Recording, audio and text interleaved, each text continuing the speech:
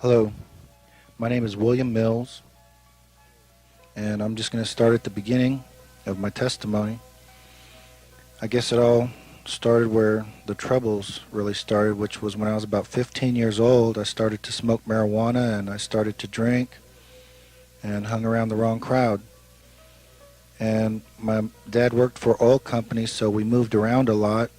And when I was 18 years old, I was in 12th grade in high school, and we moved to Lafayette, Louisiana. So I spent my 12th grade high school year there. While I was there, I met a lot of strange people, and it was a very big party town, is all it really is. And while I was there was one particular guy that I had met there who one day he came over to my house, and I always thought he was really a strange, really a weird kind of guy. But, I mean, everybody was weird, but he was just a little more weird. So anyway, one day he came over, and I was at my house with a few friends of mine, and he starts to tell us what had happened to him the night before. And he said that he was in his Volkswagen, and he was driving through a cemetery, and as he was driving through the cemetery, the car died out on him. So he gets out of the car and walks out of the cemetery. But as he gets to the gate to leave the cemetery, he said that he couldn't move anymore. So he's sitting there at the gate trying to walk, and he can't walk, he says. And we're looking at each other, wondering, what's this guy talking about? We don't really believe him. But then he says a sheriff's car drives up, and the sheriff says to him, "Hey, how are you?" And the sheriff knew his name and went into the trunk and got an old black book and a black blanket and some candles. And they went over to a tombstone where there was a tombstone of Jesus on the cross. And in front of the tombstone, he opened up the blanket and read from that book. When he read from the book, he said that the devil appeared up above the tombstone. Now, when the devil appeared, he said that he could see him, but he could see through him also. And now I'm kind of mocking him, making fun, right, I don't believe you. And none of us really believed him. And he said, the devil told me none of y'all would believe me. And he also told me that his greatest power in controlling the world is the fact that people don't even know he exists. And we still kept mocking him and everything. And he said he really liked the devil. He thought he was really cool. He said that it's really neat how everything he says is a lie. He can't tell the truth. All he can do is lie. So I thought that was stupid also. I was telling him if all he does is lie, then what's so great about that? I mean, how can you even have a conversation with him and believe anything he tells you? But anyway,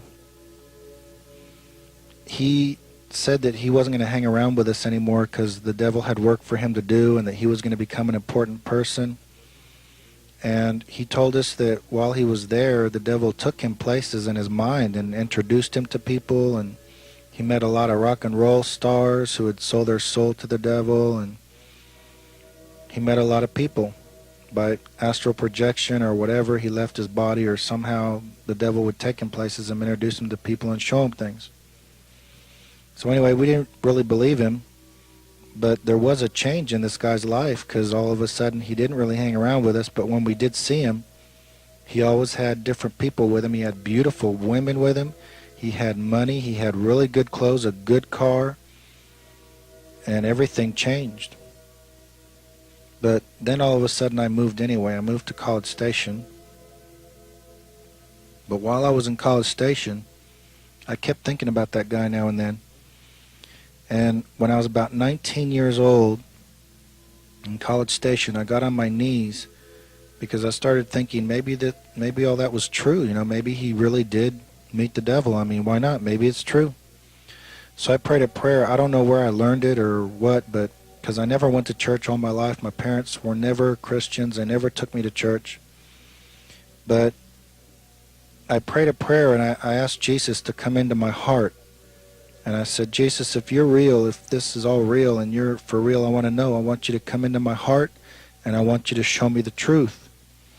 When I prayed that prayer, the only thing that God required of me, which I understand now, was for me to mean it. And I meant it when I prayed that prayer. So from then on, things changed for me, but I didn't know anything happened because I didn't see stars, I didn't see angels, nothing happened, I thought.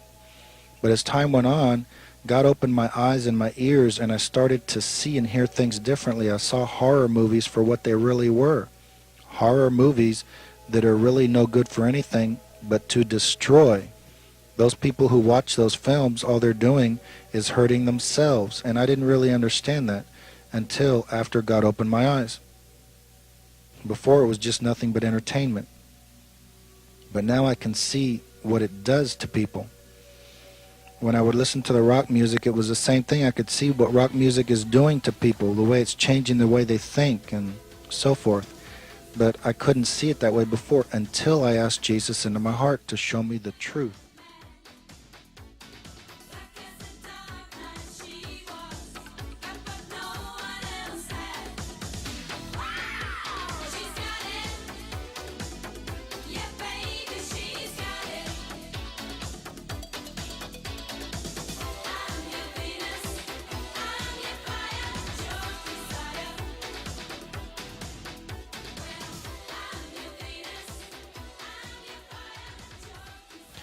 So anyway, I realized after I started seeing these things that something must have really happened. So there is a God. And so I started praying, and I said, Lord, since you're real, I want you to take the pot out of my life. I want to quit smoking pot. I want to quit drinking. I want to quit cursing. And I want to quit smoking cigarettes. I want to straighten up, and I want to be a good Christian. So I went to a Baptist church, Catholic church, Methodist church. I even tried a Jehovah's Witness church, which I found out later is a cult. And going to all these different churches really didn't help me. So I eventually really didn't go to church. I just read the Bible a little bit and prayed a little bit here and there. I really didn't pray much after that first initial prayer. And I really didn't learn much. I had no one to help me or to disciple me. But I did have the Spirit of God with me, and He did make a big change in me, because all of a sudden my insides changed on the I changed on the inside. I wanted to improve myself, which I never did before. And I decided to go to college. And when I went to college, I'd always made C's and D's. When I went to college, I made A's and B's all of a sudden. All of a sudden, my reading improved. As I read the Bible, my reading really improved dramatically. And then as I was going to college, I got a job, and I was working. I was doing really well. Eventually, I quit college, and I was just working at this job, making good money. And I met this girl named Connie, and we went together for about 14 months. We went out, and then we got married. And as I was going out with her, I started to drink a beer now and then, and I started to take my eyes off of the Lord and put them on her and put them on the cares of this world. And I still, was with the Lord, and I even told my wife when we got married, I said, I want us to hang around Christian people. I don't want us to hang around any druggies or pot smokers. So she agreed, and at her workplace, after we got married, she met a girl named Giselle, who's a Catholic. And Giselle would drink a beer now and then, just like we would, and we'd get together with Giselle, and Giselle's husband's name was Kevin.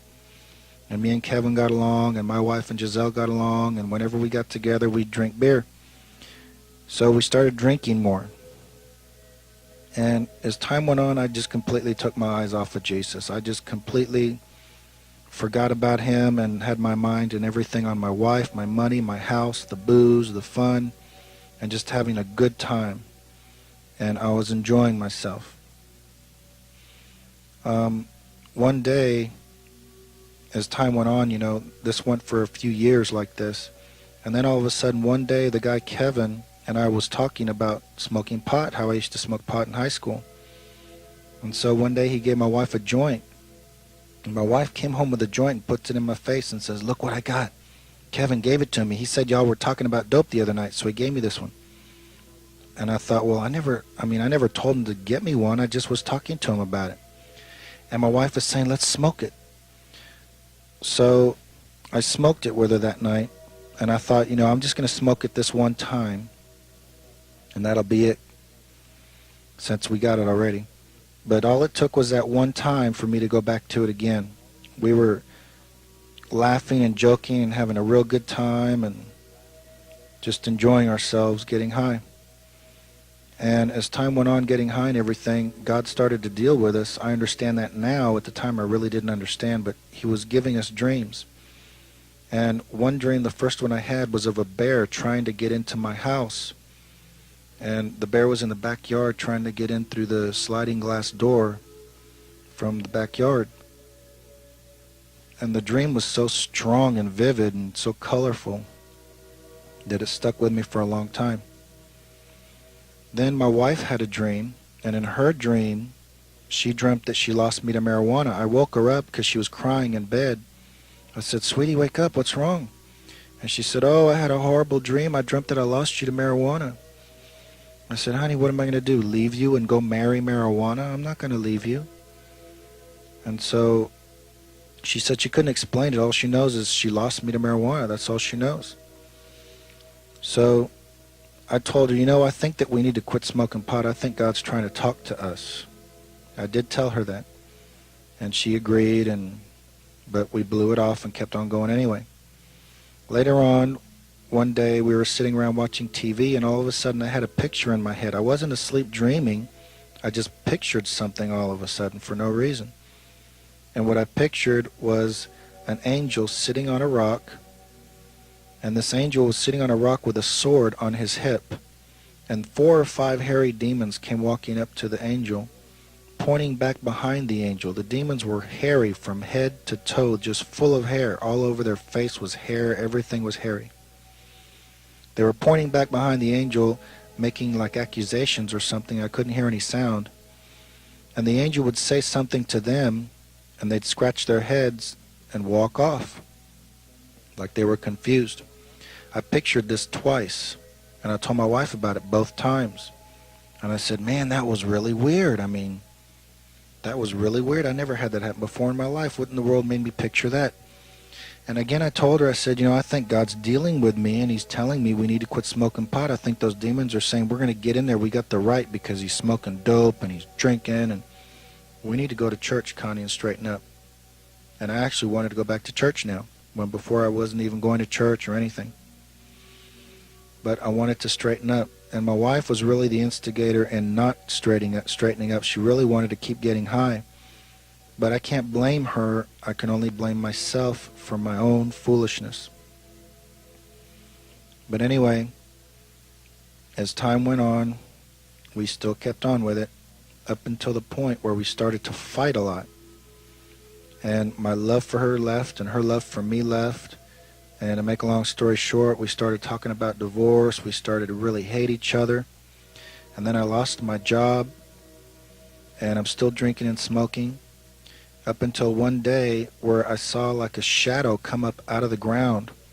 When this shadow came up out of the ground, it hit me in the face, and instantly I knew that me and my wife were going to get a divorce. And I knew also that that shadow was a demon spirit. And I went and I prayed. I repented right there. I went and I prayed and repented, and I repented sincerely. We had tried earlier to repent, and I was even telling people about Jesus, and I planned on going to church, and I planned on straightening up, but my wife would pull me so strong away that it wouldn't work, and I really never committed. I never really prayed sincerely from my heart. I never really meant it. But when that shadow came up and hit me, that's when it really changed, and I really did mean it. And I repented at that moment, and I wanted to quit everything and straighten up. And I told my wife about it. I told her about the shadow, and everything changed with me, because when I went and talked to my wife after that, after I repented, she was acting mean to me again, but now I could see how ugly she looked, when before it didn't seem so bad. But now when she was yelling at me and stuff, I could see how ugly it looked. And I know I looked just as ugly because I was yelling at her too. We were all just verbally really ugly. And my wife still kept smoking the pot, still wanted the divorce, but now that I repented, I didn't want the divorce, and I didn't really hate her anymore. But I started to pray now and then,